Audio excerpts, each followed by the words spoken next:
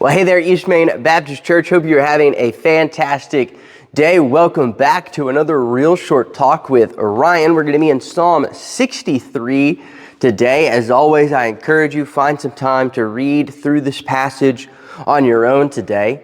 But as we look to it, I want to consider the question, do you let God fill you?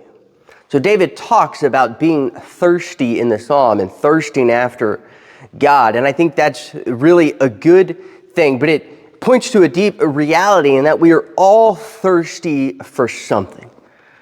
Right? Consider this. You've just gone for a run. I can't really think about it because I don't like to run, but maybe you like to run, or maybe you imagine what it's like to run, right? And you imagine going for a run and it's hot outside and you've been pushing yourself hard and you get to the end of it and what do you feel? You're thirsty. Your mouth is dry. You're just gasping for water. Well, a lot of times we can find ourselves in that sort of situation spiritually. Things have been going hard. We've been pushing. We've been doing a lot of things. We feel exhausted. Maybe it's been a really emotional time in your life, a really emotional season, or it's been a physically demanding season, or you just had thing after thing after thing going on, right? And we get thirsty. We get worn out. We get exhausted. So the question is, who do you allow to fill you in those moments? And do you allow God to fill you? Because we can look to other things to fill us. And a lot of times, sadly, what we look to fill us is distraction. Hey, I'm really emotionally exhausted, so what do we want to do? We want to check out and sit on the couch and watch TV.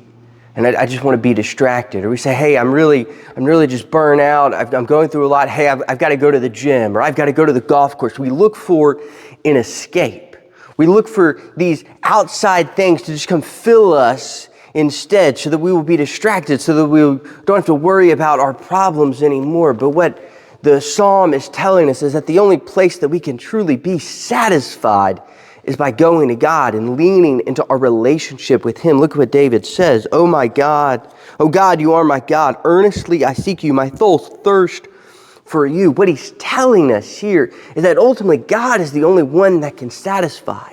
When we are thirsty, what we really need is not more distraction, but we need more of God. But we misinterpret our thirst. He says, my flesh faints for you, as in a dry and weary land where there is no water. So I have looked upon you in the sanctuary, beholding your power and glory. This is how we satisfy our thirst, not by trying to fill our lives with other things, but by looking at God, by beholding His power and His glory. As we read about Him through His Word, as we meditate on His Word, and as we spend time in prayer, listening to what God has to say to us. He says, because your steadfast love is better than life, my lips will praise you. So I will bless you as long as I live. In your name I will lift up my hands. Right? He turns to God, not to the world. Look at verse 5. He says, my soul will be satisfied as with fat and rich food. My mouth will praise you with joyful lips. When I remember you upon my bed and meditate on you in the watches of the night. Why? For you have been my help, and in the shadow of your wings I will sing for joy. My soul clings to you. Your right hand upholds me. We've got to let God uphold us in the difficult times. When we are thirsty, when we're worried about what's next, when we just want a distraction, stop trying to be distracted. Instead, go to God.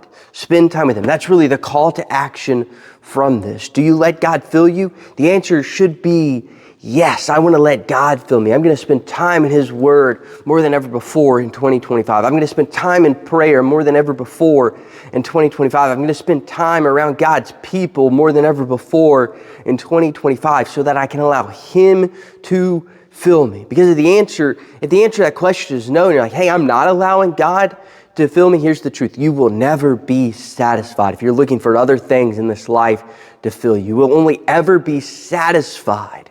Your thirst will only ever be sated if you go to God. So go to God more than ever before in 2025. Thanks for tuning in today. That's all we've got. We'll see you back next week. Until then, go and glorify His name.